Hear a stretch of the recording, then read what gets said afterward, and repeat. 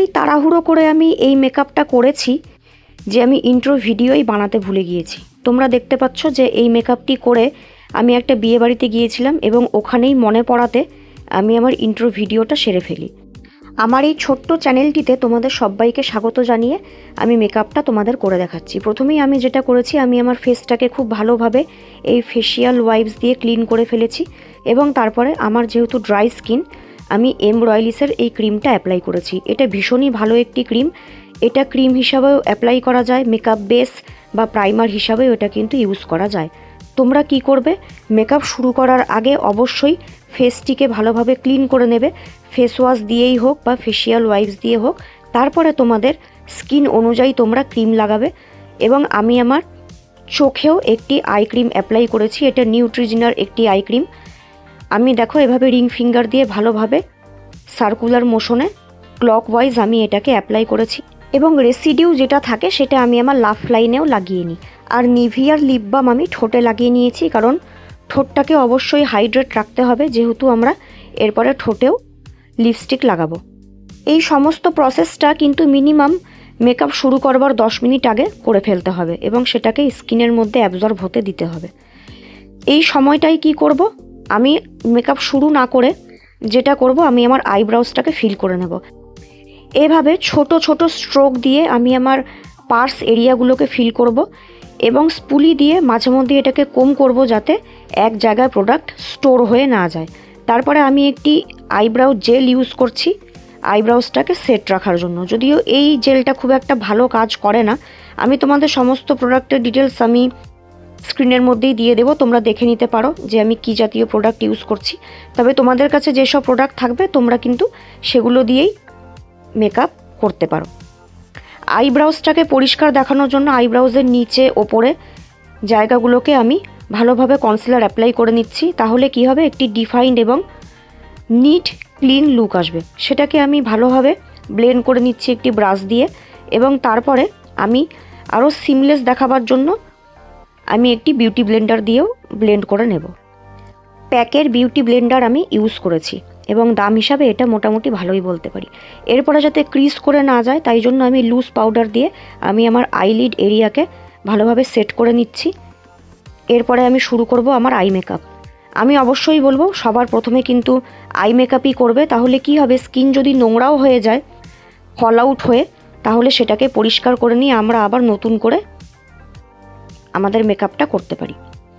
তোমরা দেখলে আমি এই জাতীয় একটি কালার নিয়ে আমি আমার আঙুল দিয়ে গোটা আইলিডে লাগিয়ে নিয়েছি এবং যাতে কোনো রকমের হার্শ লাইন না থাকে তাই জন্য একটি পেন্সিল ব্রাশ দিয়ে সেটাকে ভালোভাবে ব্লেন্ড করে নিয়েছি। এরপর অন্য একটি প্যালেটের থেকে আমি এই জাতীয় একটি ডিপ ব্রাউন কালার নেব এবং এটাকে একটি পেন্সিল ব্রাশের সাহায্যে আমি আমার চোখের বাইরের দিকে, যেটাকে আমরা ভি এরিয়া বলি, সেখানে আমি এটাকে অ্যাপ্লাই করব চোখকে একটু ডেপথ দেওয়ার জন্য। তোমরা দেখছো আমি মেন কালারটিকে কিন্তু বাইরে অ্যাপ্লাই করেছি এবং তারপরে যেটা রেসিডিউ থাকবে সেটা দিয়ে আমি ভেতরের দিকে আইলিডের ওপরের অংশটাতে আমি ভালোভাবে কিন্তু ব্লেন্ড করে নিচ্ছি। ব্লেন্ড করবার জন্য সরু একটি পেন্সিল ব্রাশ আমি ব্যবহার করেছি।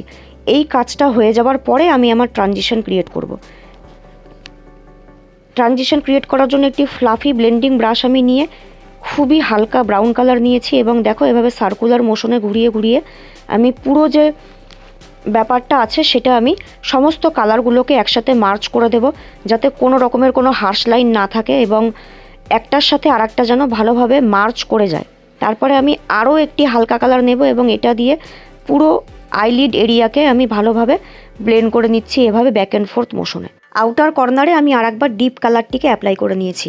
এবার আমি তোমাদের যেটা বলছিলাম যে অনেক সময় নিচে আইশ্যাডো পরে ফল আউট হয়, গ্লিটার এসব পরে স্কিনটা একটু নোংরা হয়ে যায় চোখের নিচের জায়গাটা। তো দেখো আমারও সেটা হয়েছিল। তো আমি নিচের পোর্শনটিকে আরেকবার ভালো করে পরিষ্কার করে নিয়ে সেখানে আমি ক্রিমটি আরেকবার অ্যাপ্লাই করে নিলাম। এবার শুরু করব আমি আমার ফেস মেকআপ। এই জন্যই যখনই কোথাও পার্টিতে যাবে খুব হেভি আই মেকআপ করবে, সেক্ষেত্রে সবসময় কি করবে, আই মেকআপ আগে করবে। এরপরে আমি একটি প্রাইমার অ্যাপ্লাই করে নিচ্ছি। আমার যেহেতু নাকে ওপেন লার্জ পোর্স রয়েছে এবং আমার কপালেও দেখবে হালকা কিছু লাইন্স আছে, তাই জন্য আমি কপালে এবং নাকে খুব ভালো করে অ্যাপ্লাই করব। তোমরা দেখো অ্যাপ্লাই করবার পরে লাইন কিন্তু কম দেখা যাচ্ছে। এবং আর একটু অল্প নিয়ে আমি আমার চিক্স এরিয়াতেও লাগাবো। লাগিয়ে এভাবে ট্যাপ করে করে আমি পুরো প্রাইমারটাকে স্কিনের মধ্যে বসাবো। যথারীতি দেখো আমি একটু ভুলো মনের মানুষ, তোমরা যারা আমার ভিডিও দেখো তারা জানো যে আমি অনেক সময় কি করি, একটা স্টেপ এদিক ওদিক করে ফেলি, ভুলে যাই আসলে, বুঝলে। তো আজকেও আমি তাই করেছি। আমি আমার দাগগুলোকে ডার্ক কালারের কনসিলার দিয়ে আমি সাধারণত সেটা হাইড করি। সেটা আমি না করে কি করেছি দেখো, আগেই আমি আজকে ফাউন্ডেশন অ্যাপ্লাই করে নিয়েছি। ফাউন্ডেশনের জন্য আমি ম্যাকের ফাউন্ডেশন ব্যবহার করেছি। আমি তোমাদের স্ক্রিনে সমস্ত কিছু ডিটেলস আমি তোমাদের প্রোভাইড করে দেব। তো এটা যখন আমি করছিলাম, করতে করতে আমার মনে পড়েছে, আরে আমার তো দাগগুলোকে তো আমি হাইড করিই নি। এটা মাঝপথে ফেলে তারপরে আমি আবার কনসিলার অ্যাপ্লাই করেছিলাম। তোমাদেরকে আমি সেই প্রসেসটাও দেখিয়ে দিচ্ছি। তো দেখো আমি প্রথমে এভাবে বিউটি ব্লেন্ডার দিয়ে অ্যাপ্লাই করেছিলাম আমার ফাউন্ডেশন। এবার দেখো আমার মনে পড়াতে তারপরে আমি আমার স্কিন টোনের থেকে 2 শেড ডার্ক একটি কনসিলার ইউজ করেছি এবং সেটাকে আমি ব্রাশ দিয়ে ভালোভাবে ব্লেন্ড করে নেব। এবং তোমরা দেখবে ব্লেন্ড করবার পরে অল্প বিস্তর যে দাগ ছিল না, যেটা ফাউন্ডেশন লাগাবার পরেও দেখা যাচ্ছিল, সেটা কিন্তু আর দেখা যাবে না। এবং ডার্ক কালারের কনসিলারটি আমার ফাউন্ডেশনের সঙ্গে মার্জ হয়ে কিন্তু একটা ভালোই লুক দিয়েছে, আমি এটা বলতে পারি। কোনো রকমের কোনো সমস্যা হয়নি। তো এইসব জায়গাতে জেনারেলি দেখবে আমাদের নাকের দুপাশে লালচে দাগ থাকে এবং অল্প বিস্তর ডার্ক সার্কেল তো সবারই থাকে, আমার কিছু ফ্রিকেলসও রয়েছে। সেসব জায়গাতেই আমি আমার কনসিলার অ্যাপ্লাই করেছিলাম। তারপরে সেটা ব্লেন্ড করবার পরে আমি আর একবার আমার ফাউন্ডেশন অ্যাপ্লাই করেছি, সেকেন্ড কোট ফাউন্ডেশন অ্যাপ্লাই করবার পরেও মনে হয়নি যে কেকি লাগছে বা কিছু। আমি ভালোভাবে বিউটি ব্লেন্ডার দিয়ে খুব ভালোভাবে ব্লেন্ড করেছিলাম, যার জন্য পুরো প্রসেসটা সিমলেসলি বসে গেছে আমার স্কিনের মধ্যে। আমি দেখো গলাতে লাগিয়েছি, আমার কানেও লাগিয়েছি এবং চুল সরিয়ে সরিয়ে হেয়ার লাইনের ওপরের দিকেও ভালোভাবে ফাউন্ডেশন অ্যাপ্লাই করবে, নাহলে ফাঁক দিয়ে যদি দেখা যায় স্কিন কালারটা, সেটা কিন্তু দেখতে ভীষণই খারাপ লাগে। এরপরে ফেসকে শেপ দেওয়ার জন্য আমি কন্টুয়ার লাগিয়ে নিয়েছি, নাকের দুপাশে লাগিয়েছি নাককে শার্প দেখানোর জন্য। হাই চিকবোন যে এরিয়া থাকে সেখানে দেখো লাগিয়েছি, এবং যাদের কপাল বড় কপালেও লাগাবে। এবং আন্ডার জ লাইন এরিয়াতে, বিশেষ করে যাদের ডাবল চিন রয়েছে তাদের কিন্তু লাগাতে হবে। এবার এটাকেও আমি ব্লেন্ড করছি আমার বিউটি ব্লেন্ডার দিয়ে। এই ব্লেন্ডিংটা হবে নিচের দিকে। তোমরা দেখবে আন্ডার জ লাইনের যে ব্লেন্ডিংটা হয় সেটা কিন্তু সবসময় নিচের দিকে হবে, এবং হাই চিকবোনের যে ব্লেন্ডিংটা হবে সেটা হবে ওপরের দিকে, সেটা কখনোই নিচের দিকে নামাবে না। আর কপালের কন্টুরিংয়ের ব্লেন্ডিং হবে হেয়ার লাইনের দিকে, সেটা কপালের নিচের পোর্শনে নামাবে না। সমস্ত ব্যাপারটাকে সিমলেসলি ভালোভাবে ব্লেন্ড করে দেবে, যাতে কোনো রকমের কোনো হার্শ লাইন বোঝা না যায়। এবং আমি আমার নাকের যে ব্লেন্ডিংটা হয় সেটা আমি সবসময় এইভাবে 2টো আঙ্গুলের সাহায্যে করি। এটাতেই আমার মনে হয় যে আমি খুব ভালোভাবে করতে পারি। এবার আমি ব্লাশ লাগিয়ে নিচ্ছি। প্রথমে আমি আমার ব্লাশ সরাসরি অ্যাপ্লাই করি না, আমি ব্রাশের সাহায্যে করি। আমি আমার অ্যাপেলস অফ দ্য চিকের থেকে আমি কপাল অবধি নিয়ে যাই, তাতে করে ফেসকে একটা লিফটেড লুক দেওয়া যায়। তোমরা দেখছিলে যে ব্লাশটা ভীষণই বেশি মনে হচ্ছিল, কিন্তু যখনই আমি এটাকে ভালোভাবে ব্লেন্ড করব বিউটি ব্লেন্ডার দিয়ে, দেখো এটা কত সুন্দরভাবে স্কিনের সাথে মার্চ করে গেছে। এবার আমি সামান্য একটু হাইলাইট করব একটা লাইট কনসিলার দিয়ে। Under eye area, bridge of the nose এবং মুখের নিচে আর কপালের মাঝখানে দেখো আমি খুবই কম প্রোডাক্ট লাগিয়েছি, যেটুকু না লাগলেই না সেটুকুই আমি লাগাই। এবং এটাকেও আমি খুব ভালোভাবে বিউটি ব্লেন্ডার দিয়ে আমি ব্লেন্ড করে নেব, এবং প্রতিটা প্রোডাক্টকে আমি ভালোভাবে একে অপরের সঙ্গে মার্চ করে দেব, যাতে কোনো রকমের কোনো হার্শ লাইন না দেখা যায় এবং প্রতিটা প্রোডাক্ট যেন ঠিকভাবে ব্লেন্ড হয়।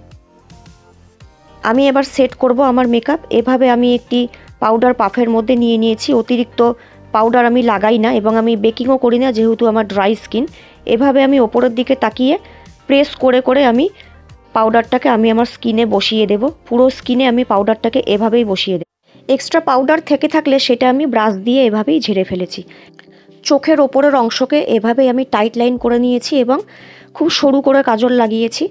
কাজলটিকে আমি ইনার কর্নারের সাথে এভাবে অ্যাড করে দেব। ইনার কর্নার এবং আউটার কর্নারের সাথে এভাবে অ্যাড করব। পরে আমি একটি স্কেচ লাইনারের সাহায্যে উইং টেনে নিয়েছি। যেহেতু আমার হুডেড আই, সেহেতু আমি আমার চোখ খোলা অবস্থায় খুবই সরু করে উইং টানবো, যাতে সেটা ওপরের আইলিডে লেগে না যায়। যদি তোমরা হুডেড আইয়ের মেকআপ দেখতে চাও আমাকে কমেন্ট করে জানাতে পারো। আমি দেখাবো, এবং আমার চ্যানেলে বেশ কিছু মেকআপ ভিডিও দেওয়াও রয়েছে, আই মেকআপ ভিডিও, সেটাও তোমরা দেখতে পারো। তো যেমন দেখলে ওপরে আমি ভীষণ সরু করে লাগিয়েছি এবং নিচের দিকে আমি ভালোভাবে এভাবে অ্যাড করে দেব। কাজলটা যে আছে কাজলের ওপরে দেখো আমি উইং থেকে নিয়ে সরাসরি আমি নিচের পোর্শনটাকেও আমি অ্যাড করে নিচ্ছি। এভাবে আমি উইং টেনেছি।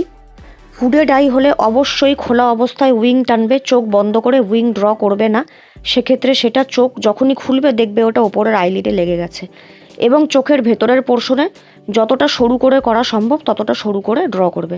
এবং নিচের পোর্শনে আমি এভাবে অ্যাড করে নিচ্ছি, তাহলে একটা টানা টানা লুক আসবে। এবং নিচটা যদিও আমার পরিষ্কারই আছে, তাও আমি কনসিলার দিয়ে পরিষ্কার করে নিয়েছি। এবার আমি কাজলটাকে সেট করে নিচ্ছি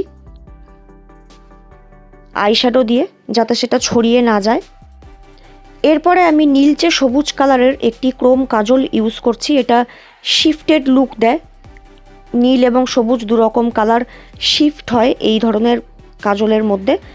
সেটা আমি ইনার কর্নারের দিকে লাগিয়েছি এবং আইলিডেও লাগিয়ে নিয়ে আমি আমার আঙুল দিয়ে সেটাকে মার্চ করে নিয়েছি। এই কাজলগুলো ভীষণই ভালো, তোমরা ট্রাই করে দেখতে পারো। এরপরে আমি লাগিয়ে নিয়েছি মাস্কারা। মাস্কারা আমি ভালো করে 2-3 কোট লাগাবো, যেহেতু আমি ফলস আইল্যাশ সেভাবে ইউজ করি না। তোমরা যদি চাও অবশ্যই ফলস আইল্যাশ লাগাতে পারো, তাতে করে কি হয় আই লুক আরও এনহ্যান্স করে। এরপরে আমি আমার লিপসকে ড্র করে নিচ্ছি একটি লিপ লাইনার দিয়ে। লিপসকে ড্র করা কিন্তু আমার মতে ভীষণই দরকার।